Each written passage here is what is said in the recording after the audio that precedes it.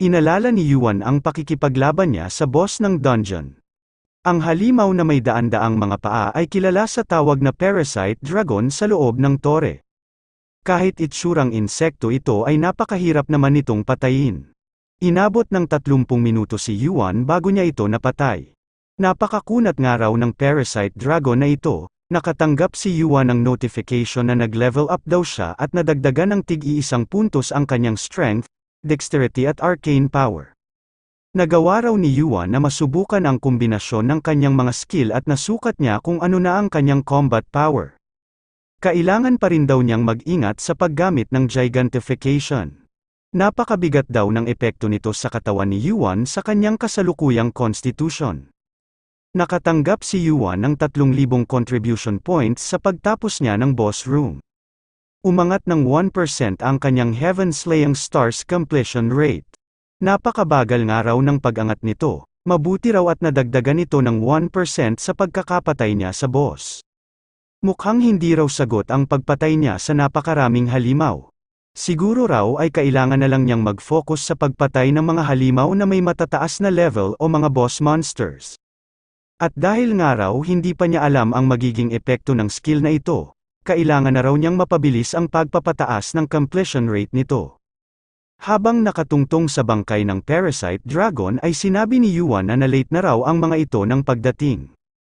Sinabi niya rin na patay na raw ang halimaw na ito. Napatanong si Elador kung sino raw ang bida nating si Yuan.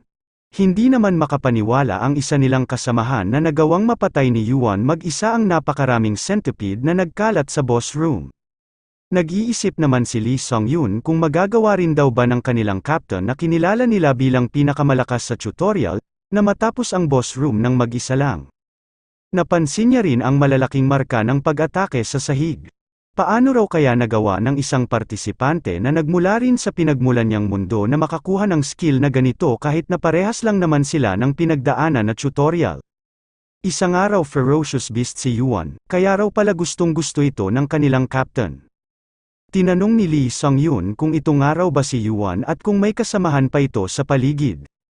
Sumagot naman si Yuan na gaya raw ng nakikita nila, mag-isa lang daw siya doon. Naisip ni Lee Song-yun na kailangan nga raw nila si Yuan sa kanilang team. Mapanganib na tao nga raw si Yuan lalo na kung hindi nila ito magiging kakampi. Nagtanong si Lee Song-yun kung gusto raw ba nitong sumali sa kanilang team. Pinagmasdan naman ni Yuan ang grupo na dumating doon. Isa nga raw Korean ang isa sa mga ito nga raw siguro si Lee Song-yun. Ito nga raw ang mga kagrupo ni Hargon dahil nandito rin si Elador. Hinati raw siguro ng mga ito ang kanilang grupo sa kanilang paghahunt kaya kakaunti lang ang napadpad doon. Hindi raw siya pamilyar sa mukha ng iba.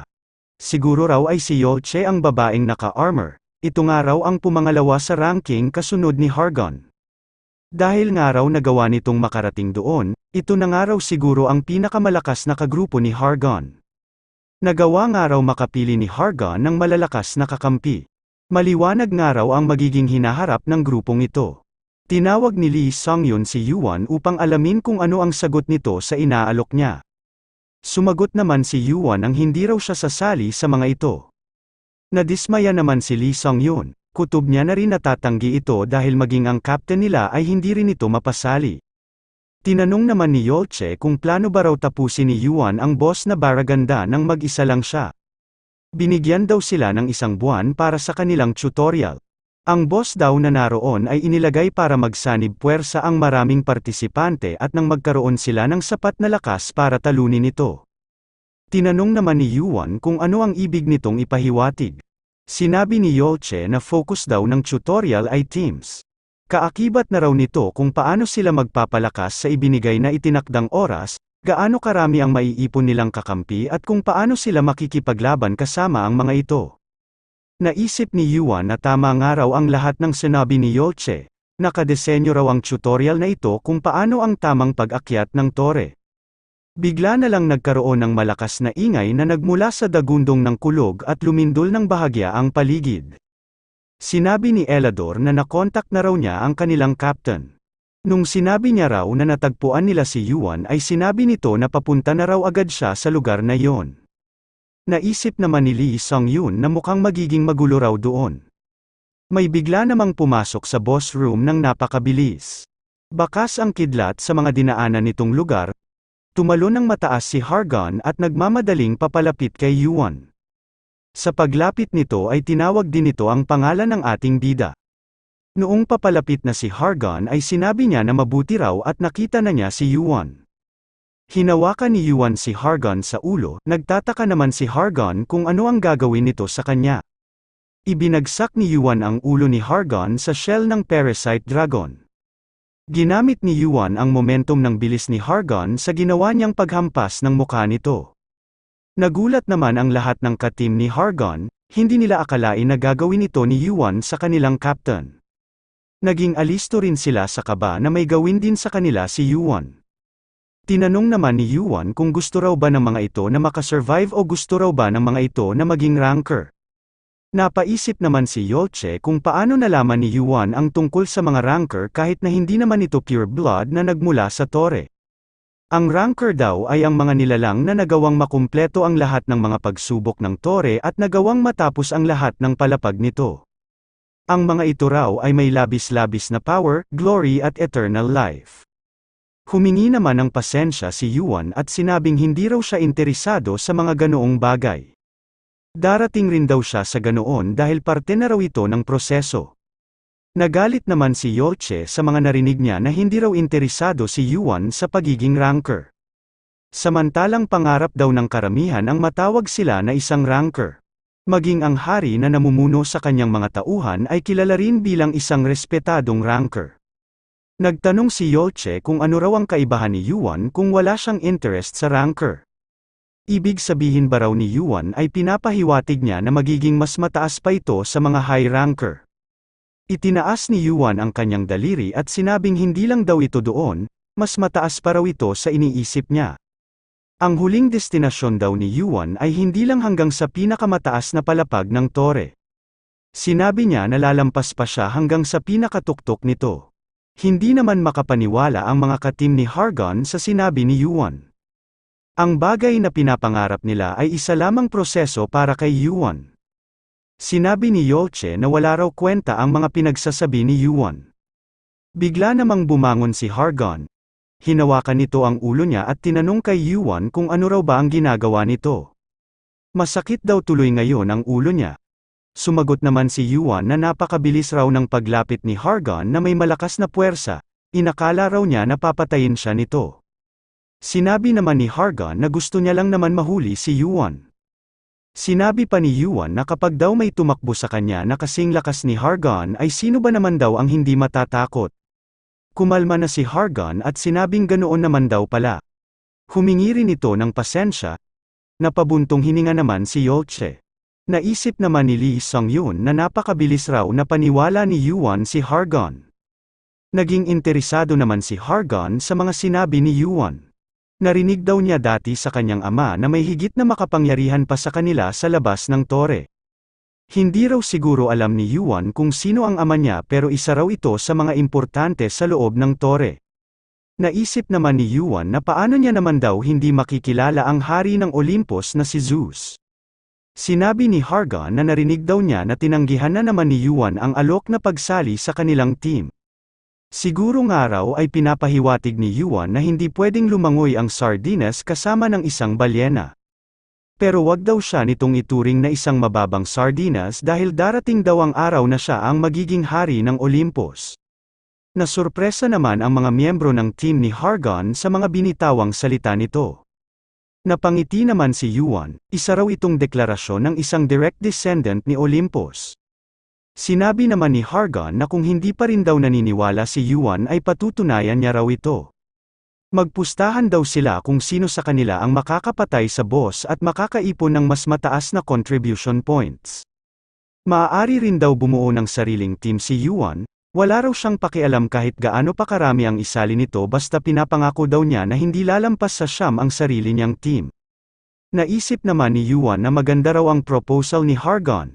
Maaari raw siyang bumuo ng team na may daan-daang miyembro pero mananatili lang siyam ang miyembro ng team ni Hargon. Kapag daw nanalo si Hargon ay kailangang sumali ni Yuan sa kanyang grupo. Tinanong naman ni Yuan kung paano naman daw kapag siya ang nanalo. Sumagot naman si Hargon na ituturing niya raw itong Yungnim o nakakatandang kapatid. Alisin na raw ni Hargon ang Yungnim, hindi niya raw kailangan ng nakakabatang kapatid na gaya ni Hargon. Naisip ni Yuan na kailangan niya ring baguhin ang mga mangyayari sa hinaharap. Magagamit niya raw na isang wildcard si Hargon pagdating ng itinakdang oras. Sinabi ni Yuan na kapag siya raw ang nanalo ay kailangan daw siyang tulungan ni Hargon ng isang beses. Tinanong naman ni Hargon kung sigurado ba raw si Yuan na isang beses lang ang gusto nito. Sinabi ni Hargon na gagawin niya raw ito basta raw nasa katwiran ang hihilingin ni Yuan. Kung gusto raw ni Yuan ay ibibigay raw niya ang lahat ng items na meron siya. Pinagbunggo ni Hargon ang kanyang mga kamao sa tuwa, mabuti raw at mayroon na silang pustahan ni Yuan. Humiyaw si Hargon at sinabing magkita na lang daw sila sa may first floor. Napaka-energetic nga raw ni Hargon sa tuwing nakikita niya ito. Ganito niya nga raw siguro natapos ang tutorial noon sa loob lang ng 9 na araw. Pumunta na si Hargon sa kanyang mga kasamahan. Tinanong niya kung narinig ba raw ng mga ito nang maayos ang pustahan nila ni Yuan. Magiging mahigpit daw ang kanilang schedule kaya kailangan na nilang magmadali. Napahinto naman si Hargon sa ihiniyaw ni Yuan na hindi raw nila kailangang magmadali. Itinaas ni Yuan ang kanyang kamay at itinuro ang oras sa system screen. Sinabi ni Yuan na sa ngayon ang ating oras ay hihinto. Nagtanong si Hargon kung ano raw ang nangyari, bakit daw huminto ang paggalaw ng kanilang timer. Nagulat naman si Hargon sa isinagot sa kanya ni Yuan. Sinabi ni Yuan na ang Baraganda ay hindi isang isla. Isa itong mythical beast. Tinanong naman ni Hargon kung ano raw ang mga halimaw na pinatay nila. Sumagot si Yuan na ito raw ay ang mga parasites na nakakapit sa mythical beast at unti-unting humihigop sa lakas nito. Kaya raw lumulubog ang Baraganda ay dahil sa mga parasites na ito. Kapag daw pumasok na ang tubig ay hindi raw makakasurvive ang mga parasites. Tinanong naman ni Hargon kung ang halimaw ba raw na pinatay ni Yuan ay ang hari ng mga parasites. Sumagot naman si Yuan na parang ganoon na nga, ito raw ang namamahala ng pagpapalaki ng marami pang parasites. Napaisip naman si Hargon kung dapat ba siyang maniwala kay Yuan. Marami raw itong nalalaman na hindi alam ni na Olympus pero hindi niya raw alam kung sino talaga ito. Sinabi ni Yuan na titigil daw sa pag-countdown ang oras hanggang sa maibalik sa original state ang kanilang system. Mangyayari raw ito kapag pinakialaman na ito ng administrator o kaya naman ng mga laki. Naalala ni Yuan ang sekreto na sinabi sa kanya ni Odin tungkol sa Baraganda. Ang 5th tutorial daw ay battle laban sa oras, ang natitirang oras daw kapag napatay na niya ang boss ang magiging susi nito. Gusto raw bang malaman ni Yuan kung paano niya ito napatay sa loob ng 1 linggo? Sinabi ni Odin na hindi raw talaga ito 1 linggo. Pinatigil niya lang ang oras. Kailangan daw gamitin ni Yuan ng maayos ang pagkakataong ito. Kapag daw lumakas na siya at nag-umpisa na ulit gumalaw ang oras ay doon na rin daw magtatapos ang tutorial. Nakita rin ng ibang partisipante ang paghinto ng countdown ng kanilang time limit. Tinanong naman ng isang lalaki kung may error ba raw sa system at kung hindi lang ba siya ang nakakapansin na huminto ang oras. Napatanong din ang isa pang lalaki kung bigla ba raw itong babagsak ng sagad kapag gumalaw na ito. Inaya naman ng isang lalaki ang kanyang mga kasamahan na magmadali na sila sa pagpapataas ng contribution points habang may oras pa sila. Baka raw kasi mag-umpisa na ulit gumalaw sa pag-countdown ang kanilang timer. Natataranta naman ang mga lakis dahil may nagawa raw makapatay sa parasite dragon. Ito raw ang unang beses simula kay Odin. Tinanong ng isang laki kung ano raw ang ginagawa ng administrator. Alam ba raw nito ang nangyayaring error sa loob ng tutorial? Sumagot naman ang isang laki na nasa gitna raw ng argumento ang administrator kay Olympus. Kaya busy raw ito sa mga oras na ito. Sinabi naman ng isang laki na mababaliw na raw siya, dapat daw ay makontak na nila ang administrator. Itinago raw nila ang parasite dragon sa lugar na mahirap mahanap pero napatay pa rin ito. Isang malakas na ingay ang yumanig sa kagubatan at nagliparan ang mga ibon sa kalangitan upang makatakas mula sa init na bumabalot sa lugar. Makikita ang isang red orc na may nakatusok na espada sa ulo nito at puno ng sugat at sunog ang buong katawan nito. Si Yuan pala ang gumawa nito sa red orc, Itinulak niya ang katawan ng Red Orc, agad naman itong natumba dahil wala na rin itong buhay. Natakot at kinabahan naman ang iba pang mga Red Orc dahil napatay na ni Yuan ang nagsisilbing chief ng kanilang tribo. Habang hinuhugot ni Yuan ang kanyang espada ay sinabi ng mga halimaw na isa raw monster si Yuan. Nagalit naman si Yuan habang naka-activate ang Cinder Eyes at sinabing sino ba raw ang tinatawag ng mga itong monster. Nagmamadaling nagtakbuhan ang mga natitirang Red Orc sa takot para sa kani-kanilang buhay. Hindi naman ito pinansin ni Yuan at tumingin lang sa kanyang likuran. Mukhang naayos na raw ng mga laki ang problema dahil nag-umpisa na ulit gumalaw ang kanilang time limit. Battle na naman daw ito laban sa oras, nagkaroon naman daw siya ng 4 na araw, nahigitan na raw nito ang inaasahan niya. Lumingon si Yuan at sinabing pupunta na raw siya sa lugar na yon. Sa tore kung saan nakatira ang mga Diyos, ang tuktok ng Baraganda ay may isang malalim na crater. Ito ay isang trial kung saan kailangan nilang mapatay ang boss sa loob ng 1 buwan at makaipon ng mataas na contribution points. Lahat ng mga may kakayahan na partisipante ay gusto na sila ang makapatay sa boss. Sinabi ni Lee Sung-yun na nag-uumpisa na raw dumami ang mga tao doon. Sinabi naman ni Elador na normal lang ito dahil lahat sila ay gustong makakuha ng mataas na score sa pagpatay sa boss. Pinagmasdan naman ni Lee Sung-yun ang mga partisipante na naroon. Sinabi niya na base raw sa mana ng isang grupo ay nasa level 20 daw ang level ng mga ito. Mukhang malalakas din daw ang ilan sa mga ito. Sinabi naman ni Yolche na nagawa raw ng mga itong umabot doon kaya kailangan nilang umabot kahit sa minimum requirement na level kung gusto talaga nilang makapasok ng tore. Tinanong naman ni Lee Sung-yun kung alam ba raw ng lahat ng players ng tower kung paano gumamit ng mana. Sumagot naman si Yolche na alam daw ito ng mga players. Ang mga hindi raw ay ang mga residente ng tower. Tinanong naman ni Lee Sung-yun kung sino ang mga residente ng tower. Sinabi ni Yolche na ito raw ay ang mga taong ipinanganak at pinalaki sa loob ng tower gaya niya at ng kanilang captain. Kapag daw napili sila ng tower ay bibiyayaan sila ng system upang maging pure bloods. Tinanong ni Lee Sung-yun kung magagawa na ba raw nilang matalo ang boss. Sumagot naman si Yolche nang hindi niya raw alam, tingin niya raw ay imposible pa ito. Natigilan si Yolche sa pagsasalita at tumingin sa malayo bago siya nagpatuloy. Sinabi ni Yolche na hindi pa raw niya alam kung gaano kalakas ang captain nila na si Hargon. Dumating na rin ang grupong pinamumunuan ni Hargon. Sinabi ni Lee Sung-yun na late na raw ang mga ito ng pagdating. May sumagot naman at sinabing sinusulit lang daw nila ang oras na mayroon sila. Tinanong ni Lee Sung-yun kung hindi ba raw darating si Yuan. Sinabi naman ni Elador na naroon na rin daw ito. Naglalakad paakyat ng bundok ang bida nating si Kim Yuan.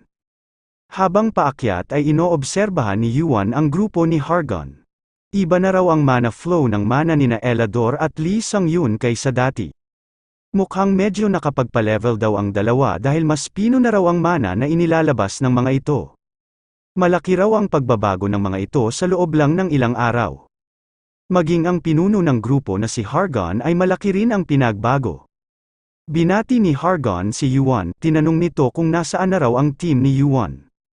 Hindi naman daw siguro nito binabalak na harapin ang boss nang siya lang mag-isa. Sumagot naman si Yuan ang ganoon na nga, mas tataas daw ang kanyang magiging score kapag ito ang ginawa niya. Napahawak sa ulo si Hargon, marami na raw ang nagsabi na baliw raw siya pero mas malala pa pala sa kanya si Yuan. Naisip ni Hargon na nasa pangalawa pa rin siyang pwesto at 7,000 ang lamang sa kanya ni Yuan. Kailangan niya raw maunahan si Yuan kasama ang kanyang team sa pagpatay sa boss. May bigla namang lumapit kay Yuan at sinabing mukhang wala raw itong kakampi. Sinabi rin nito na papunta na raw sila sa boss at kung gusto ba raw ni Yuan na sumama sa kanila. Bigla namang nagalit si Hargon at nagpalabas ng kuryente sa buong paligid. Natakot naman ang mga partisipante na nasakop ng kuryenteng ito. Sinabi ni Hargon na napakalakas daw ng loob ng mga insektong ito para ayain si Yuan sa kanilang grupo. Nagtakbuhan ang mga partisipante papalayo kina Yuan at Hargon. Habang tumatakbo ay sinasabi ng iba na nakatayo lang naman daw sila doon at wala silang binabalak gawin. Naglakad na si Yuan papuntang crater. Tinanong naman ni Hargon kung uumpisahan na ba raw ito ni Yuan. Sumagot naman si Yuan ang napakahalaga raw ng oras sa loob ng tutorial. Tumawa si Hargon, napakatindi raw ni Yuan, binigyan daw sila ng 1 buwan pero binabalak raw agad itong tapusin ni Yuan sa loob lang ng halos 5 araw. Bago bumaba si Yuan ay sinabi ni Hargon na sabay-sabay na raw sila sa pagpasok. Tumalon si Yuan pababa sa loob ng crater. Sa pagbaba niya ay napadpad siya sa isang napakalaking kuweba na tila kagaya ng lugar na pinagpatayan niya sa Parasite Dragon. Nakatanggap din siya ng notification na pumasok daw siya sa loob ng first boss room. Napakaraming halimaw ang bumungad sa harapan ni Yuan. Binubuo ito ng napakalaking acid snake, land elves, lizardmen, orc warrior at goblin warrior. Kailangan daw muna niyang matapos ang quest upang mahanap niya ang boss. Inihanda ng mga halimaw ang kani-kanilang sandata at iniharang ang mga dala-dala nilang panangga. Hindi raw bababa ng 100 ang mga halimaw na naroon. Hindi nga raw kakayanin ng isang tao na harapin ang napakaraming halimaw na ito dahil nakalaan talaga itong labanan ng maraming miyembro na grupo. Nagtanong ang isang miyembro ng grupo ni Hargon kung ano raw ang mga halimaw na ito. Sinabi naman ng isa pang miyembro na napakarami raw ng mga halimaw na ito. Naisip naman ni Yuan na may mga stages pa na kailangan niyang tapusin bago niya makaharap ang boss. Ang mga halimaw raw na naroon ay hindi dapat magkakasundo. Naging posible raw ito dahil may kumokontrol daw sa mga ito. Kinuha na ni Yuan ang espada niya sa kanyang inventory. Alam naman daw niya kung saan makikita ang boss, kaya kailangan na raw niyang magmadali. Pinagsama ni Yuan ang kanyang skill na Colossal Fire at Magic Arcane Sword sa kanyang espada. Nagkaroon ng nagliliyab na aura ang gamit niyang espada. Naisip naman ng mga katim ni Hargon na makikita na raw nila kung paano makipaglaban si Yuan. Ito nga raw ang lalaki na mas mataas ang rank sa kanilang captain. Malalaman na raw nila kung mataas lang ba ang rank nito o talagang napakalakas lang nito. Tahimik naman na nanonood si Hargon sa gagawing pakikipaglaban ni Yuan. Inaabangan niya rin kung ano ang mga skill na gagamitin nito at kung hanggang saan ang lakas na taglay ni Yuan. Nagulat naman ang mga katim ni Hargon nang biglang nawala si Yuan. Napatanong ang isa sa mga ito kung saan daw napunta si Yuan.